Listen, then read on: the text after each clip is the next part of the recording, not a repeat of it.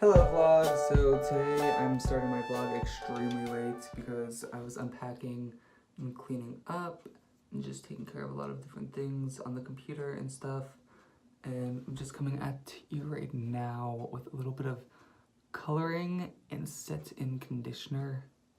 I just kind of set the conditioner in my hair with a little bit of the color. I just let it sit in there for a while just so I can get a little bit more color and a lot more moisture. It's just like any kind of leave-in conditioner process, except this just has a little bit of blue in it.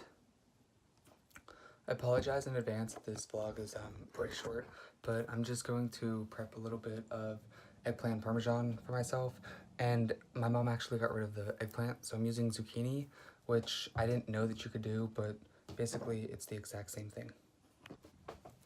You want to start off by getting one big zucchini or eggplant, and then just cutting.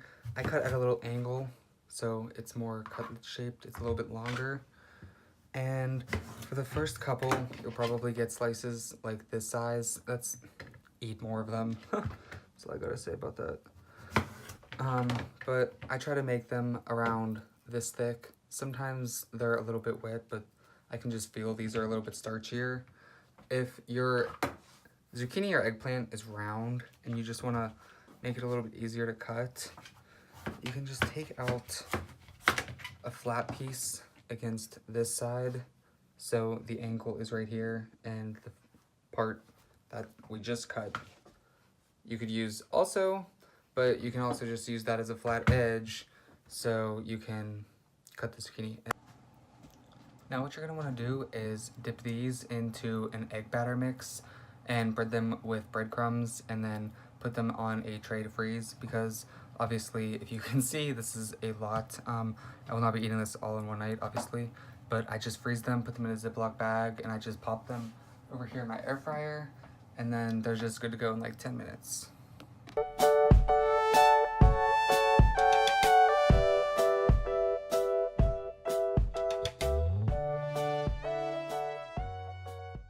I also forgot to tell you that, like, if you want them to be like thicker and like more crust on them, you can put some of the egg wash on there and make sure it gets like slimy, like really thick and slimy, and coat it really thick with the egg wash, and then go back and forth between the breadcrumbs.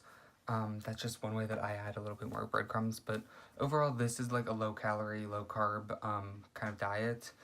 Some of the bigger pieces probably are a little higher in calories, but they're definitely lower in carbs compared to a chicken parm. Our next step is just going to take these and put them right into the freezer until they freeze, and then we can bag them up so you can just pop them out and throw them right in the air fryer. But for tonight, I'm actually going to just fry some of these right in the skillet because I don't really care that much. So I'm just going to take some EVOO and put it right into a warm skillet. And this is a generous amount of oil. I know that I said this was like a healthier dish kind of by saying like low cal and low carb. And I know that I usually do use the air fryer, but tonight I just want it full flavored, you know? So gonna go with a little low fry oil. I'll just take the little cutlets and throw them right in. Immediately they'll start simmering. You'll want to be careful to only put the cutlets once they're actually browned, or else the breading might fall off. Now people will usually use pasta as their side dish with this, but I'm just gonna put provolone cheese on top and a little bit of sauce and call it a day, just because I am trying to stick to a lower carb diet, seeming as how I don't work out that much anymore. So you'll just want to carefully scoop it the whole way on the bottom. And voila, it looks perfect. Now, if your cutlets come out a little bit too oily, you can put them on a napkin to soak before you eat them, but I'm not going to. I'm just going to put them on a plate and then melt the Parmesan cheese on top, and it's going to be so good. Okay, so I totally meant provolone cheese because we don't have any Parmesan cheese, or else I would have said that you can actually take Parmesan cheese and just drizzle it right into the breadcrumbs and cook it that way, and it actually does pull a lot better flavor, but I don't have any, like I said. And it's better to use the store-bought, just like on the shelf kind, than it is the actual shredded kind, because it won't like crisp up. It'll like melt kind of weird, and it might slide off. But my cutlets are done, so I'm gonna put some provolone cheese on top, and then I'm also going to make a cup of coffee, and then probably just sit around and edit a couple more videos and pictures. I'm really excited to try the first bite of this now. I had this all year. Oh, a little floppy. That's good.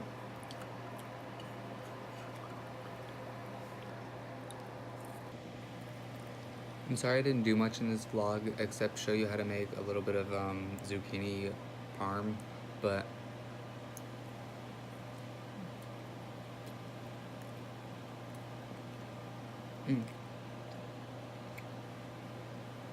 that's hot.